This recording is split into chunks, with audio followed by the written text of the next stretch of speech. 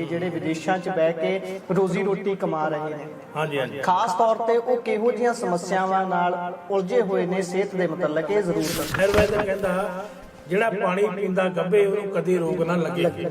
Sugar ਤਾਂ ਬੱਚਿਆਂ ਨੂੰ ਵੀ ਅੱਜ ਮੇਰੇ ਕੋਲ ਪੇਸ਼ੈਂਟ ਜਿਹੜੇ ਹੈਗੇ ਆ 6 ਸਾਲ ਦੇ ਬੱਚੇ ਵੀ ਹੈਗੇ। ਹੁਣ ਮੇਰੇ ਕੋਲ ਇੰਨੇ ਫੋਨ ਆਉਂਦੇ ਆ, ਮੇਰੇ ਤੇ ਪੌੜੀਆਂ ਨਹੀਂ ਚੜ੍ਹ ਹੁੰਦਾ। ਜਿਹੜਾ ਬੰਦਾ ਪੌੜੀਆਂ ਨਹੀਂ ਚੜ੍ਹਦਾ ਉਹ ਚੌਂਕੜੀ ਵੀ ਨਹੀਂ ਮਾਰ ਸਕਦਾ। ਹਾਂਜੀ, ਜੇ ਤਾਂ ਚੌਕੜੀ ਨਹੀਂ ਵੱਜਦੀ ਉਹ ਸਿੱਧਾ ਤੁਰ ਵੀ ਨਹੀਂ ਸਕਦਾ। ਇਹ ਸਾਨੂੰ ਪਤਾ। ਠੀਕ ਹੈ ਜੀ। ਇੱਕ ਗੱਲ ਦੱਸ ਦਿਓ, ਸਾਨੂੰ ਸਾਰੀਆਂ ਗੱਲਾਂ ਦਾ ਪਤਾ। ਕਿਤੇ ਐ ਤਾਂ ਨਹੀਂ ਹੁੰਦਾ ਵੀ ਜਿੰਨਾ ਚਿਰ ਦਵਾਈ ਕਰਨੇ ਆ ਤੰਦਰੁਸਤ ਆ, ਜਿੱਦਾਂ ਹੀ ਦਵਾਈ ਛੱਡੀ ਨਾਲ ਹੀ ਫੇਰ ਬੰਦਾ ਮੰਜੇ ਤੇ ਪੈਣ ਵਾਲੀ ਹਾਲਤ 'ਚ ਹੋ ਗਿਆ। ਗੱਲਾਂ ਘਰ 'ਚ ਹੀ ਆ, ਸੌਦਾ ਘਰ 'ਚ ਪਿਆ, ਵਰਤਣੇ ਦਾ ਪਤਾ ਨਹੀਂ ਹੈ, ਬਸ ਲਿਆਉਣ ਦਾ ਪਤਾ ਨਹੀਂ। ਸਤਿ ਸ਼੍ਰੀ ਅਕਾਲ ਜੀ। ਪੰਜਾਬੀ ਰੇਡੀਓ ਤੇ ਪੰਜਾਬੀ ਟੀਵੀ USA ਵੇਖਣਾ ਤੁਸੀਂ ਸ਼ੁਰੂ ਕਰ ਚੁੱਕੇ ਹੋ।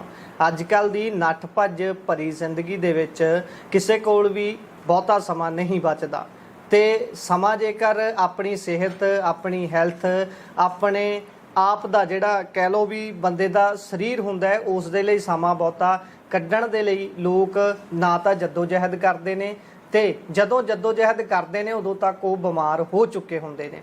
ਇਸੇ ਕਰਕੇ ਅੱਜ ਦਾ ਜਿਹੜਾ ਵਿਸ਼ਾ ਸਾਡਾ ਰਹੂਗਾ ਉਹ ਸਿਹਤ ਦੇ ਨਾਲ ਸੰਬੰਧਿਤ, ਤੇ ਇਸੇ ਵਿਸ਼ੇ ਤੇ ਗੱਲ ਕਰਨ ਦੇ ਲਈ ਅੱਜ ਅਸੀਂ ਨਵੇਂ ਸ਼ਹਿਰ ਦੇ ਮਸ਼ਹੂਰ ਵੈਦ ਲਖਵਿੰਦਰ ਸਿੰਘ ਦਵਾਖਾਨਾ ਤੇ ਮੌਜੂਦ ਆ। ਉਹਨਾਂ ਦਾ ਸਵਾਗਤ ਕਰਕੇ ਉਹਨਾਂ ਨਾਲ ਗੱਲਬਾਤ ਕਰਾਂਗੇ। ਸਤਿ ਸ਼੍ਰੀ ਅਕਾਲ ਵੈਦ। ਸਤਿ ਸ਼੍ਰੀ ਅਕਾਲ ਜੀ। ਜੀ ਵੈਦ ਸਾਹਿਬ, ਅੱਜ ਕੱਲ ਦੀ ਜਿੱਦਾਂ ਮੈਂ ਗੱਲ ਕੀਤੀ ਦੌੜ ਭੱਜ ਭਰੀ ਜ਼ਿੰਦਗੀ ਹੈ ਤੇ ਵਿਦੇਸ਼ਾਂ ਨਾਲੋਂ ਵੱਧ ਦੌੜ ਭੱਜ ਤਾਂ ਕਿਤੇ ਨਹੀਂ ਹੈਗੀ। ਬਿਲਕੁਲ ਆਪਾਂ ਤੁਸੀਂ ਵੀ ਜਾਣਦੇ ਹੋ, ਅਸੀਂ ਵੀ ਜਾਣਦੇ ਹਾਂ ਕਿ ਕਿਸ ਤਰੀਕੇ ਦੇ ਨਾਲ ਬਾਹਰ ਦੌੜ ਭੱਜ ਰਹਿੰਦੀ ਹੈ। ਤੁਹਾਡੇ ਕੋਲ ਅਲੱਗ-ਅਲੱਗ ਕਿਸਮ ਦੇ ਕਲਾਇੰਟ ਆਉਂਦੇ ਹੋਣਗੇ। ਉਸ ਦੇ ਵਿੱਚ ਜੇ ਬਾਹਰਲੇ ਮਰੀਜ਼ਾਂ ਦੀ ਗੱਲ ਕਰੀਏ ਜਿਹੜੇ ਵਿਦੇਸ਼ਾਂ 'ਚ ਬਹਿ ਕੇ ਰੋਜ਼ੀ ਰੋਟੀ ਕਮਾ ਰਹੇ ਨੇ, ਹਾਂਜੀ ਹਾਂਜੀ, ਖਾਸ ਤੌਰ ਤੇ ਉਹ ਕਿਹੋ ਜਿਹੀਆਂ ਸਮੱਸਿਆਵਾਂ ਨਾਲ ਉਲਝੇ ਹੋਏ ਨੇ ਸਿਹਤ ਦੇ ਮੁਤਲਕ, ਇਹ ਜ਼ਰੂਰ ਦੱਸੋ। ਸਭ ਤੋਂ ਪਹਿਲਾਂ ਮੈਂ ਪੰਜਾਬੀ ਰੇਡੀਓ ਦਾ ਬੜਾ ਧੰਨਵਾਦ ਕਰਦਾ ਜੀ, ਤੁਹਾਨੂੰ ਵੈਲਕਮ ਆਖਦਾ ਜੀ। ਬਾਕੀ ਰਹੀ ਬਾਹਰਲੇ ਬੰਦਿਆਂ ਦੀ ਗੱਲ, ਹਾਂਜੀ, ਆਪਣੇ ਭਰਾਵਾਂ ਦੀ ਕੈਨੇਡਾ, ਅਮਰੀਕਾ, ਇੰਗਲੈਂਡ, ਯੂਰਪ ਪੂਰਾ ਮੇਰੀ ਦਵਾਈਆਂ ਜਾਂਦੀਆਂ। ਠੀਕ ਹੈ ਜੀ। ਤੇ ਰਜੇਵੇਂ ਬੜੇ ਆ ਉਧਰ ਟਿਕਾ ਨਹੀਂ ਹੈ, ਲਾਈਫ ਦਾ ਉੱਥੇ ਟਿਕਾ ਨਹੀਂ ਹੈ। ਕਈ ਵਾਰੀ ਸਾਡੇ ਭਰਾ ਖਾਣਾ ਵੀ ਗੱਡੀਆਂ ਵਿੱਚ ਖਾਂਦੇ ਆ, ਉਹ ਜਿਹੜਾ ਕਿ ਆਪਣਾ ਪਾਚਨ ਸ਼ਕਤੀ ਨੂੰ ਬਹੁਤ ਖਰਾਬ ਕਰਦਾ। ਜੇ ਟਿਕ ਕੇ ਖਾਦਾ ਨਹੀਂ ਖਾਣਾ ਤਾਂ ਸਾਨੂੰ ਖਰਾਬ ਕਰੂਗਾ। ਫਿਰ ਮੈਂ ਕਹਿੰਦਾ ਹੁੰਦਾ, ਆਯੁਰਵੈਦ ਕਹਿੰਦਾ ਜਿਹੜਾ ਪਾਣੀ ਪੀਂਦਾ ਗੱਭੇ ਉਹਨੂੰ ਕਦੇ ਰੋਗ ਨਾ ਲੱਗੇ। ਬੰਦੇ ਸਾਡੇ ਜਾਂ ਪਹਿਲਾਂ ਪਾਣੀ ਪੀ ਜਾਣਗੇ ਭਰ ਕੇ ਜਾਂ ਬਾਅਦ ਚ ਪਾਣੀ ਪੀ ਜਾਣਗੇ। ਉਹਨਾਂ ਕੋਲ ਟਾਈਮ ਹੀ ਨਹੀਂ ਕਿ ਪਾਣੀ ਨੂੰ ਵੀ ਸਮਾਂ ਦਿੱਤਾ ਜਾਵੇ, ਉਸ ਫੂਡ ਨੂੰ ਗਲਣ ਦੇ ਲਈ ਸਮਾਂ ਦਿੱਤਾ ਜਾਵੇ। ਸੋ ਅੱਜ ਕੱਲ੍ਹ ਗੋਡਿਆਂ ਦੀ ਸਮੱਸਿਆ ਬਹੁਤ ਹੀ ਜ਼ਿਆਦਾ ਹੋ ਚੁੱਕੀ ਆ। ਪੂਰੇ ਯੂਰਪ ਨਹੀਂ, ਕੈਨੇਡਾ, ਅਮਰੀਕਾ 'ਚ, ਇੰਗਲੈਂਡ 'ਚ, ਜਿੱਥੇ ਮੇਰੀਆਂ ਦਵਾਈਆਂ ਜਾਣੀਆਂ, ਗੋਡਿਆਂ ਦੀ ਸਮੱਸਿਆ, ਸ਼ੂਗਰ ਦੀ ਸਮੱਸਿਆ ਬਹੁਤ ਜ਼ਿਆਦਾ ਹੱਦ ਤੋਂ ਵੱਧ ਚੁੱਕੀ ਆ। ਸ਼ੂਗਰ ਤਾਂ ਬੱਚਿਆਂ ਨੂੰ ਵੀ ਆ ਚੁੱਕੀ ਆ। ਕਿੰਨੀ ਉਮਰ ਹੱਦ ਦੇਖ ਸਕਦੇ? ਮੇਰੇ ਕੋਲ ਪੇਸ਼ੈਂਟ ਜਿਹੜੇ ਹੈਗੇ ਆ 6 ਸਾਲ ਦੇ ਬੱਚੇ ਵੀ ਹੈਗੇ ਆ ਸ਼ੂਗਰ ਦੇ ਮਰੀਜ਼ ਜਿਹੜੇ ਆ। ਇਹ ਤਾਂ ਬਹੁਤ ਗੰਭੀਰ ਵਿਸ਼ਾ ਹੈ, ਬਹੁਤ ਗੰਭੀਰ ਵਿਸ਼ਾ। ਇਹ ਪੇਰੈਂਟਸ ਦੇ ਵਿੱਚੋਂ ਆ ਜਾਂਦਾ ਆ, ਮਾਤਾ ਦੇ ਕੋਲੋਂ ਆ ਜਾਂਦਾ ਆ। ਮੈਂ ਤਾਂ ਇਹ ਵੀ ਅਰਦਾਸ ਕਰੂੰਗਾ ਆਪਣੀਆਂ ਬੱਚੀਆਂ ਨੂੰ ਕਿ ਆਪਣਾ ਖਾਣਾ, ਆਪਣਾ ਫੂਡ ਜਿਹੜਾ ਬਹੁਤ ਵਧੀਆ ਰੱਖੋ। ਆਪਣੇ ਬੱਚੇ ਦੀ ਸਿਹਤ ਦੇ ਮੁਤਾਬਕ ਤੁਸੀਂ ਫੂਡ ਖਾਣਾ ਤੁਹਾਨੂੰ ਚਾਹੀਦਾ ਹੈ। ਹਰ ਵੇਲੇ ਹਰ ਬੰਦਾ ਆਪਣੇ ਕੋਲ, ਆਪਣੇ ਗੱਡੀ 'ਚ, ਆਪਣੇ ਘਰ, ਆਪਣੇ ਦਫ਼ਤਰ ਇੱਕ ਅੱਜ ਬੂਟੀ ਆਉਂਦੀ ਜਵੈਣ, ਹਾਂਜੀ, ਜਵੈਣ ਆਉਂਦੀ ਆ। ਉਹ ਹਰ ਬੰਦਾ ਆਪਣੇ ਕੋਲ, ਬੱਚਾ, ਬੁੱਢਾ, ਜਵਾਨ ਰੱਖੇ। ਉਹ 2 ਚੁਟਕੀਆਂ ਭਰ ਕੇ ਖਾ ਲਵੇ, ਚਬਾ ਲਵੇ। ਜਦੋਂ ਉਹਦਾ ਰਸ ਸਾਡੇ ਨਾਲ ਚਿੱਤ ਹੋ ਕੇ ਅੰਦਰ ਜਾਂਦਾ ਤੇ ਬਹੁਤ ਮਾੜੀਆਂ ਮੋਟੀਆਂ ਬਿਮਾਰੀਆਂ ਜਿਹੜੀਆਂ ਉਗਦੀਆਂ, ਜੰਮਦੀਆਂ, ਉਹਨਾਂ ਨੂੰ ਨਾਸ਼ ਕਰ ਦਿੰਦਾ। ਉਹ ਜਵੈਣ ਹਰ ਰੋਜ਼ ਹਰ ਬੰਦੇ ਨੂੰ ਖਾਣੀ ਚਾਹੀਦੀ ਆ, 2-3 ਵੇਲੇ 2-3 ਚੁਟਕੀਆਂ ਭਰ ਕੇ। ਤੇ ਫਿਰ ਡਾਕਟਰ ਤੋਂ ਜਾਣ ਦੀ ਲੋੜ ਨਹੀਂ ਪਊ। ਹਾਂ, ਕਾਫੀ ਰਾਹਤ ਮਿਲ ਜਾਂਦੀ, ਬੰਦਾ ਐਕਟਿਵ ਰਹਿੰਦਾ। ਪਰ ਵੈਦ ਸਾਹਿਬ ਗੱਲ ਤਾਂ ਇਹੀ ਹੈ ਨਾ, ਫਿਰ ਅਸੀਂ ਉਹਨਾਂ ਚੀਜ਼ਾਂ ਤੇ ਗੌਰ ਹੀ ਨਹੀਂ ਕਰਦੇ ਜਿੰਨਾ ਚਿਰ ਸਾਨੂੰ ਤਕਲੀਫ ਨਹੀਂ ਆਉਂਦੀ। ਬਿਲਕੁਲ ਨਹੀਂ ਗੌਰ ਕਰਦੇ। ਹੁਣ ਤੁਸੀਂ ਗੱਲ ਕੀਤੀ ਹੈ ਕਿ ਗੋਡਿਆਂ ਦੀ ਜਿਹੜੀ ਸਮੱਸਿਆ ਤੇ ਸ਼ੂਗਰ ਦੀ ਸਮੱਸਿਆ ਬਹੁਤ ਪ੍ਰਚੰਡ ਹੈ ਵਿਦੇਸ਼ਾਂ ਦੇ ਵਿੱਚ। ਜਦੋਂ ਗੱਲ ਕਰਦੇ ਆ ਤਾਂ ਤੁਸੀਂ ਇਹਨਾਂ ਸਾਰੀਆਂ ਚੀਜ਼ਾਂ ਨਾਲ ਨਜਿੱਠਦੇ ਹੋ, ਤਾਂ ਤੁਸੀਂ ਕਿਵੇਂ ਇਸ ਚੀਜ਼ ਦੀ ਦਵਾਈ ਜਾਂ ਤੁਸੀਂ ਕਿਵੇਂ ਡਾਇਗਨੋਜ਼ ਕਰਦੇ ਹੋ? ਜੇਕਰ ਬੰਦਾ ਵਿਦੇਸ਼ 'ਚ ਬੈਠਾ ਹੈ, ਤੁਹਾਡੇ ਤੋਂ ਦਵਾਈ ਲੈਣਾ ਚਾਹੁੰਦਾ ਹੈ, ਤੁਸੀਂ ਉਹਨੂੰ ਡਾਇਗਨੋਜ਼ ਕਿਵੇਂ ਕਰਦੇ ਹੋ? ਕਿਉਂਕਿ ਉਹ ਤਾਂ ਤੁਹਾਡੇ ਤੋਂ 7 ਸਮੁੰਦਰ ਪਾਰ ਬੈਠਾ ਹੈ, ਉਹਨੂੰ ਕਿਵੇਂ ਦੇਖਦੇ ਹੋ? ਫਿਰ ਸਾਨੂੰ ਜਦੋਂ ਬੰਦਾ ਫੋਨ ਕਰਦਾ, ਹਾਂਜੀ, ਅਸੀਂ ਉਹਨੂੰ ਕੋਈ ਸਵਾਲ ਪੁੱਛਦੇ ਆ ਜੀ। ਹੁਣ ਸਾਡਾ ਤਜਰਬਾ ਹੀ ਇੰਨਾ ਹੋ ਚੁੱਕਾ ਕਿ ਸਾਨੂੰ ਇੱਕ ਗੱਲ ਤੋਂ 12 ਗੱਲਾਂ ਦਾ ਹੋਰ ਪਤਾ ਲੱਗ ਜਾਂਦਾ। ਇਹਨੂੰ ਆ ਵੀ ਹੋਣਾ, ਇਹਨੂੰ ਆ ਵੀ ਹੋਣਾ, ਏਦਾਂ ਜ਼ਰੂਰ ਹੋਇਆ ਹੋਣਾ। ਠੀਕ ਹੈ। ਜਿਵੇਂ ਗੋਡੇ ਦੁਖਦੇ ਆ, ਹਾਂਜੀ, ਹੁਣ ਮੇਰੇ ਕੋਲ ਇੰਨੇ ਫੋਨ ਆਦੇ ਆ ਮੇਰੇ ਤੇ ਪੌੜੀਆਂ ਨਹੀਂ ਚੜ੍ਹ ਹੁੰਦਾ। ਜਿਹੜਾ ਬੰਦਾ ਪੌੜੀਆਂ ਨਹੀਂ ਚੜ੍ਹਦਾ ਉਹ ਚੌਂਕੜੀ ਵੀ ਨਹੀਂ ਮਾਰ ਸਕਦਾ। ਹਾਂਜੀ, ਜੇ ਤੇ ਚੌਂਕੜੀ ਨਹੀਂ ਵੱਜਦੀ ਉਹ ਸਿੱਧਾ ਤੁਰ ਵੀ ਨਹੀਂ ਸਕਦਾ। ਇਹ ਸਾਨੂੰ ਪਤਾ। ਠੀਕ ਹੈ ਜੀ। ਉਹ ਇੱਕ ਗੱਲ ਦੱਸ ਦਵੇ, ਸਾਨੂੰ ਸਾਰੀਆਂ ਗੱਲਾਂ ਦਾ ਪਤਾ। ਜਦੋਂ ਅੰਦਰ ਮਿੱਝ, ਜਿਹੜੀ ਇਹਨੂੰ ਮਿੱਝ ਕਹਿੰਦੇ ਆ, ਉਹ ਸਲੋ ਹੋ ਗਈ ਬਣਨੀ, ਤੇ ਜਦੋਂ ਖੁਰਾਕ ਵਧੀਆ ਨਹੀਂ ਖਾਣੀ, 버ਗਰ ਪੀਜੇ ਖਾਈ ਜਾਣੇ ਆ। ਮੈਂ ਤਾਂ ਇਹ ਵੀ ਕਹਿਣਾ, ਅੱਜ ਕੱਲ ਦੀ ਪੀੜ੍ਹੀ ਜੋ ਹੁਣ ਬੱਚੇ ਹੋ ਰਹੇ ਆ, ਜਵਾਨ ਹੋ ਰਹੇ ਆ, ਉਹਨੇ 30-32 ਸਾਲਾਂ ਦੀ ਉਮਰ ਜਾ ਕੇ ਉਹਨਾਂ ਦੇ ਗੋਡੇ ਬਦਲਾਣੇ ਪੈਣੇ ਆ, ਕਿਉਂਕਿ ਉਹਨਾਂ ਦੀ ਖੁਰਾਕ ਬਿਲਕੁਲ ਹੈ ਨਹੀਂ। 버ਗਰ ਦੇ ਵਿੱਚ ਪੇਟ ਭਰੂਗਾ, ਪੀਜ਼ਿਆਂ ਨਾਲ ਪੇਟ ਭਰੂਗਾ, ਸਾਡੇ ਜੋੜਾਂ ਦੇ ਵਿੱਚ ਮਿੱਝ ਨਹੀਂ ਭਰੂਗੀ ਜੀ ਜੀ। ਉਹ ਪ੍ਰੋਬਲਮ ਦਊਗੀ, ਸਿਰ ਤੋਂ ਹੁਣ ਲੱਗ ਪਾਣਗੇ, ਅੱਖਾਂ ਦੀ ਲਾਈਟ ਘਟ ਜਾਊਗੀ। ਖੁਰਾਕ ਨੋ ਗੁੱਡ, ਖੁਰਾਕਾਂ ਨਹੀਂ ਚੰਗੀਆਂ। ਇਸ ਕਰਕੇ ਮੈਂ ਕੈਨੇਡਾ, ਅਮਰੀਕਾ, ਸਾਰੀ ਦੁਨੀਆ ਦੇ ਵਿੱਚ ਇਹ ਗੋਡਿਆਂ ਦੀ ਦਵਾਈ ਭੇਜਦਾ। ਉਹਦੇ ਨਾਲ ਆਯੁਰਵੈਦਿਕ ਚੀਜ਼ਾਂ ਸਾਰੀਆਂ ਆਪ ਤਿਆਰ ਕੀਤੀਆਂ ਹੋਈਆਂ। ਸਾਡੇ ਕੋਲ ਦੇਸੀ ਬੂਟੀਆਂ ਹੁੰਦੀਆਂ, ਜਿੱਦਾਂ ਮੇਰੇ ਕੋਲ ਬੂਟੀ ਆ, ਇਹ ਹੁਣ ਇਸ ਵੇਲੇ ਫਲ ਤੇ ਆਣੇ ਵਾਲੀ ਹੈ। ਇਹਨੂੰ ਫਲ ਲੱਗ ਜਾਣਾ, ਹੁਣ ਫੁੱਲ ਆਉਣੇ ਆ, ਪੱਤੇ ਆਣੇ ਆ। ਇਹ ਫਿਰ ਅਸੀਂ ਹਲਦੀ ਦੇ ਵਿੱਚ ਮਾਰਦੇ ਆ ਇਹਨਾਂ ਨੂੰ। ਅੱਛਾ ਜੀ। ਉਹ ਤੋਂ ਬਾਅਦ ਬਦਾਮ ਰੋਗਨ ਦਿੰਨੇ ਆ ਇਹਨੂੰ, ਉਹਦੇ ਵਿੱਚ ਤਿਆਰ। ਇਹਦੇ ਨਾਲ ਹੋਰ 24 ਬੂਟੀਆਂ ਹੋਰ ਵੀ ਆ, ਠੀਕ ਹੈ, ਜਿਹੜੀਆਂ ਪੱਕ ਚੁੱਕੀਆਂ, ਸਾਡੀ ਤੜਾਈ ਹੋ ਚੁੱਕੀ ਆ। ਅਸੀਂ ਉਹਨਾਂ ਨੂੰ ਹੁਣ ਸ਼ੁੱਧ ਛਾਂਟ ਰਹੇ ਆ, ਤੇ ਉਹ ਬੂਟੀਆਂ ਮਾਰ ਕੇ ਫਿਰ ਬੰਨ ਕੇ ਤਿਆਰ ਕਰਕੇ ਅਸੀਂ ਬਾਹਰ ਦਿੰਨੇ ਆ। ਜਿਹੜਾ ਵੀ ਸਾਨੂੰ ਬੰਦਾ ਕਾਲ ਕਰਦਾ, ਉਹਨੂੰ ਤਸੱਲੀ ਦੇ ਨਾਲ ਗੱਲ ਕਰੀਦੀ ਉਹਦੇ ਨਾਲ। ਜੇ ਸ਼ੂਗਰ ਵਾਲਾ ਕਰਦਾ, ਸ਼ੂਗਰ ਦੇ ਸਾਰੀਆਂ ਗੱਲਾਂ ਲੱਛਣ ਉਹਨੂੰ ਆਪ ਦੱਸ ਦਿੰਦੇ ਆ, ਪਿਆ ਹੁੰਦੇ ਆ। ਉਹ ਸਾਨੂੰ ਅੱਕ ਦੱਸਦਾ, ਅਸੀਂ ਉਹਨੂੰ ਸਾਰੇ ਦੱਸਦੇ, ਆ ਵੀ ਹੈਗਾ, ਹਾਂਜੀ ਆ ਵੀ ਹੈਗਾ, ਮੈਨੂੰ ਆ ਵੀ ਹੈਗਾ, ਵੈਸਾ ਮੈਨੂੰ ਆ ਵੀ ਹੈਗਾ। ਸਾਰੇ ਆਪਣਾ ਆਪ ਦੱਸ ਦਿੰਦੇ ਆ, ਕਿਉਂਕਿ ਸਾਡਾ ਤਜਰਬਾ ਹੀ ਮਹਾਰਾਜ ਇੰਨਾ ਹੋ ਚੁੱਕਾ ਆ। ਸੋ ਇਹ ਅਸੀਂ ਬੂਟੀਆਂ ਮਾਰ ਕੇ ਉਹਨਾਂ ਬੰਦਿਆਂ ਨੂੰ ਇੱਥੋਂ ਭੇਜਦੇ ਆ।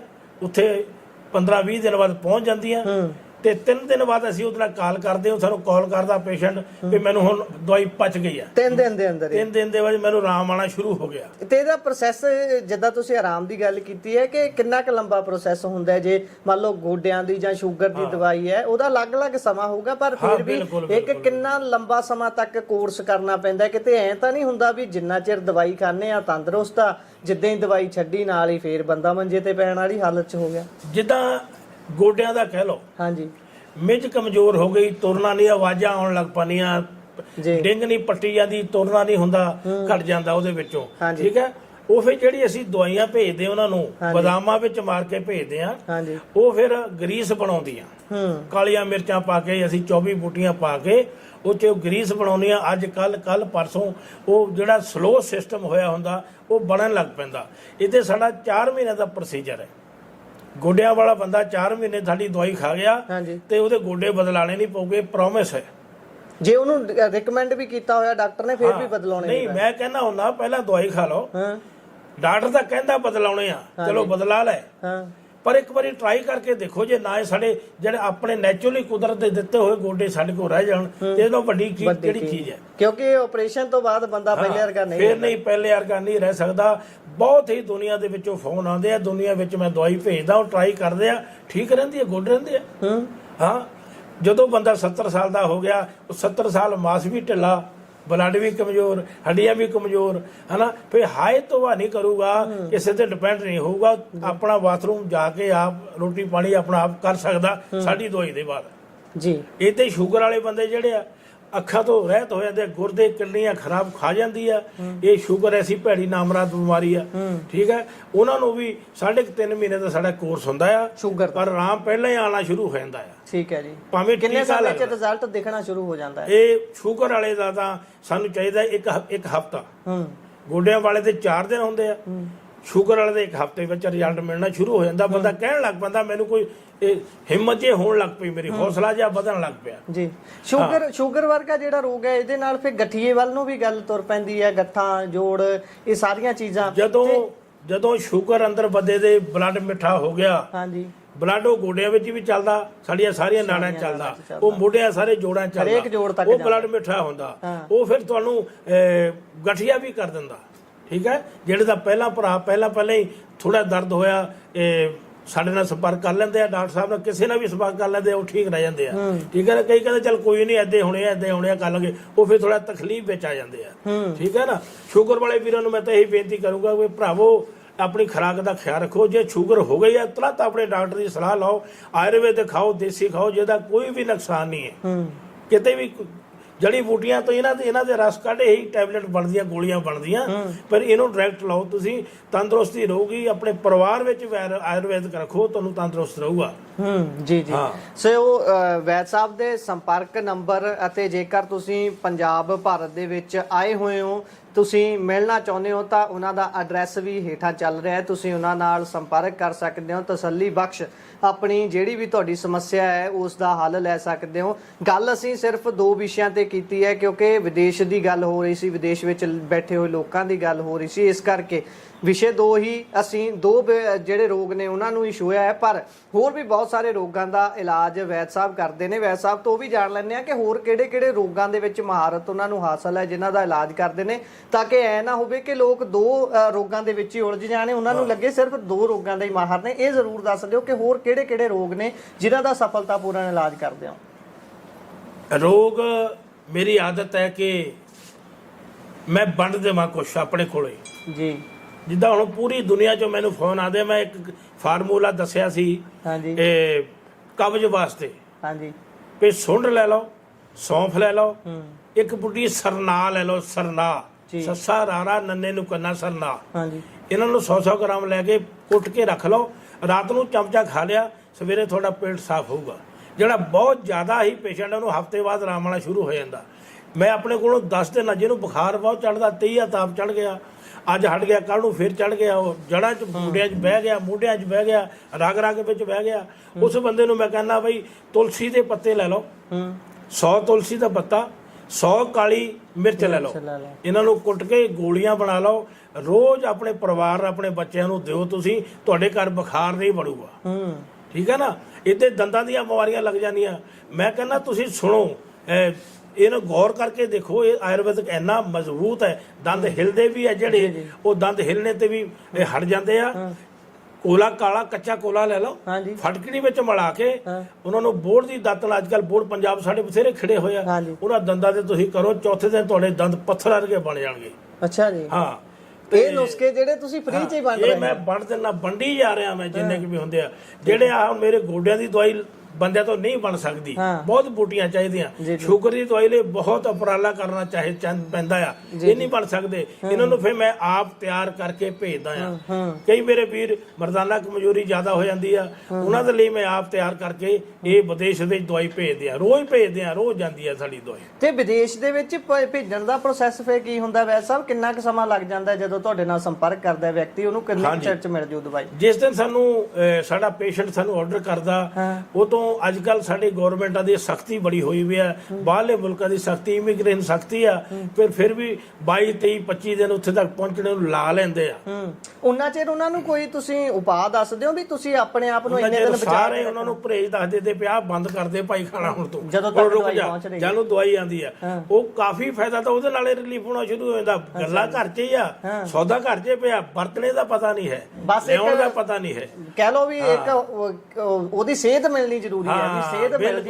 ਬਿਲਕੁਲ। ਜਦੋਂ ਸਿਹਤ ਮਿਲ ਗਈ, ਬੰਦਾ ਆਪਣੇ ਆਪ ਹੀ, ਇੱਕ ਸਾਡਾ ਵਿਸ਼ਵਾਸ ਹੀ ਐਸਾ ਆ ਇਹ ਡਾਕਟਰਾਂ ਦਾ, ਵੈਦ ਸਾਹਿਬ ਦਾ, ਕਿਸੇ ਦਾ ਵੀ ਵੈਦਾਂ ਦਾ, ਕਿ ਜਦੋਂ ਗੱਲ ਕਰ ਲਈ ਆ ਤਾਂ ਫਿਰ ਏਦਾਂ ਲੱਗਦਾ ਵੀ ਮੈਨੂੰ ਯਾਰ ਆਰਾਮ ਆ ਜਾਣਾ, ਹਨਾ। ਇੱਕ ਵਿਸ਼ਵਾਸ ਐਸਾ ਆ, ਭਰੋਸੇਯੋਗਤਾ। ਹਾਂ, ਬਸ ਜੀ। ਸੋ ਵੈਦ ਸਾਹਿਬ, ਤੁਸੀਂ ਸਮਾਂ ਕੱਢਿਆ ਸਾਡੇ ਨਾਲ, ਇੰਨੀ ਵਡਮੁੱਲੀ ਜਾਣਕਾਰੀ ਤੁਸੀਂ ਸਾਂਝੀ ਕੀਤੀ, ਤੁਹਾਡਾ ਬਹੁਤ ਧੰਨਵਾਦ। ਜੇ ਅੰਤ 'ਚ ਤੁਸੀਂ ਸਾਡੀ ਆਡੀਅנס ਨੂੰ ਕੋਈ ਸੁਨੇਹਾ ਦੇਣਾ ਚਾਹ ਰਹੇ ਹੋ, ਜਿਹੜੇ ਤੁਹਾਨੂੰ ਦੇਖ ਰਹੇ ਨੇ, ਸੁਣ ਰਹੇ ਨੇ, ਤਾਂ ਜ਼ਰੂਰ ਦੇ ਦਿਓ। ਮੈਂ ਇਹ ਕਹੂੰਗਾ ਵੀ ਮੇਰੇ ਸਰੋਤਿਓ, ਮੇਰੇ ਦੋਸਤੋ, ਮੇਰੀ ਧੀਓ ਬੱਚਿਓ, ਵੀ ਆਪਣੇ ਖੁਰਾਕ ਦਾ ਖਿਆਲ ਰੱਖੋ। ਅੱਜ ਕੱਲ੍ਹ ਖੁਰਾਕਾਂ ਬਹੁਤ ਡੁਪਲੀਕੇਟ ਬਣ ਕੇ, ਸਵਾਦਿਸ਼ਟ ਬਣ ਕੇ ਬਾਜ਼ਾਰ ਦੇ ਵਿੱਚ ਆ ਗਈਆਂ। ਨਾ ਆਪ ਖਾਓ, ਉਹਨਾਂ ਨੂੰ ਆਪ ਤਿਆਰ ਕਰਕੇ ਆਪਣੇ ਬੱਚਿਆਂ ਨੂੰ ਖੁਰਾਕ ਦਿਓ, ਆਪਣੇ ਮਾਂ-ਬਾਪ ਨੂੰ ਆਪਣੇ ਹੱਥੀਂ ਤਿਆਰ ਕਰਕੇ ਦਿਓ, ਤਾਂ ਤੰਦਰੁਸਤੀ ਰਹਿਣੀ ਆ। ਜੇ ਤੁਹਾਡੇ ਕੋਲ ਟਾਈਮ ਹੈ ਨਹੀਂ ਖੁਰਾਕ ਖਿਲਾਉਣ ਦਾ, ਰੋਟੀ ਬਣਾਉਣ ਦਾ, ਆਪਣੇ ਲਈ ਛਕਣ ਦਾ, ਬਾਹਰਲੇ ਫੂਡ ਖਾਣੇ ਆ, ਬਾਹਰਲੇ ਹੀ ਤੁਸੀਂ ਚੀਜ਼ਾਂ ਖਾਣੀਆਂ, ਫਿਰ ਬਿਮਾਰੀਆਂ ਤਾਂ ਵੱਟ ਤੇ ਪਈਆਂ, ਉੱਪਰੇ ਪਈਆਂ, ਉਹ ਤਾਂ ਮੱਖੀਆਂ ਤਾਂ ਉੱਪਰੇ ਪਈਆਂ ਉਹਨਾਂ ਦੇ। ਤੁਸੀਂ ਵੱਧ ਤੋਂ ਵੱਧ ਜਵੈਣ ਖਾਣੀ ਸ਼ੁਰੂ ਕਰੋ, ਆਪਣੇ ਘਰ 'ਚ ਰੱਖੋ। ਤੇ ਪਾਣੀ ਜਿਹੜਾ ਪੀਣਾ, ਰੋਟੀ ਦੇ ਗੱਭੇ ਪੀਣਾ, ਪਹਿਲਾਂ ਰੋਟੀ ਅੱਧੀ ਖਾ ਲਓ, ਫਿਰ ਖਾ ਲਾ ਰਾਣੀ ਪੀ ਲਓ, ਬਾਅਦ 'ਚ ਕੋਈ ਪਾਣੀ ਨਹੀਂ ਪੀਣਾ। ਠੀਕ ਹੈ ਨਾ। ਹੋਰ ਤੁਹਾਨੂੰ ਸਲਾਹ ਦੀ ਲੋੜ ਹੋਵੇ, ਮੈਨੂੰ ਫੋਨ ਕਰਿਓ, 98 143 84 992। ਨਵਾਂ ਸ਼ਹਿਰ ਮੈਂ ਹੈਗਾ, ਸਾਰੇ ਤੁਸੀਂ ਜਾਣਦੇ ਹੋ। ਫਿਰ ਵੀ ਜੋ ਵੀ ਸੇਵਾ ਹੋਇਆ ਮੈਨੂੰ ਦੱਸਿਓ। ਸ਼ੂਗਰ ਦੀ, ਗਠੀਏ ਦੀ ਜੋੜ ਦਰਦ ਹੈ, ਪੌੜੀਆਂ ਨਹੀਂ ਚੜ੍ਹ ਹੁੰਦਾ, ਸ਼ੂਗਰ ਕਰਕੇ ਤੁਹਾਡੇ ਗੁਰਦੇ ਖਰਾਬ ਹੋ ਗਏ, ਟੀਕੇ ਲੱਗਣ ਲੱਗ ਪਏ, ਇਹ ਸੇਵਾ ਮੈਨੂੰ ਦਿਓ, ਮੈਂ ਹਾਜ਼ਰ ਹਾਂ ਜੀ। ਸਤਿ ਸ੍ਰੀ ਅਕਾਲ ਜੀ, ਬਹੁਤ ਬਹੁਤ ਧੰਨਵਾਦ ਜੀ। ਸੋ ਇਹ ਸਨ ਸਾਡੇ ਨਾਲ ਲਖਵਿੰਦਰ ਸਿੰਘ ਵੈਦ, ਜਿਹੜੇ ਕਿ ਨਵਾਂ ਸ਼ਹਿਰ ਤੋਂ ਨੇ ਅਤੇ ਉਹਨਾਂ ਦੇ ਦਵਾਖਾਨੇ ਤੇ ਆ ਕੇ ਉਹਨਾਂ ਨਾਲ ਗੱਲਬਾਤ ਕੀਤੀ ਹੈ। ਵਿਸ਼ਾ ਤੁਸੀਂ ਸਾਰਿਆਂ ਨੇ ਸੁਣਿਆ ਹੈ ਕਿ ਕਿੰਨੀ ਸੁਹਿਰਦਤਾ ਦੇ ਨਾਲ ਉਹਨਾਂ ਨੇ ਗੱਲਾਂ ਦੇ ਜਵਾਬ ਦਿੱਤੇ ਨੇ। ਤੁਹਾਨੂੰ ਗੱਲਬਾਤ ਕਿਹੋ ਜਿਹੀ ਲੱਗੀ ਹੈ, ਆਪਣੇ ਵਿਚਾਰ ਰਾਏ ਟਿੱਪਣੀਆਂ ਸਾਡੇ ਨਾਲ ਸਾਂਝੇ ਜ਼ਰੂਰ ਕਰਿਓ ਤੇ ਹੇਠਾਂ ਨੰਬਰ ਚੱਲ ਰਿਹਾ ਹੈ, ਤੁਸੀਂ ਨਾਲ ਸੰਪਰਕ ਵੀ ਕਰ ਸਕਦੇ ਹੋ। ਜੁੜੇ ਰਹੋ ਪੰਜਾਬੀ ਰੇਡੀਓ ਤੇ ਪੰਜਾਬੀ ਟੀਵੀ USA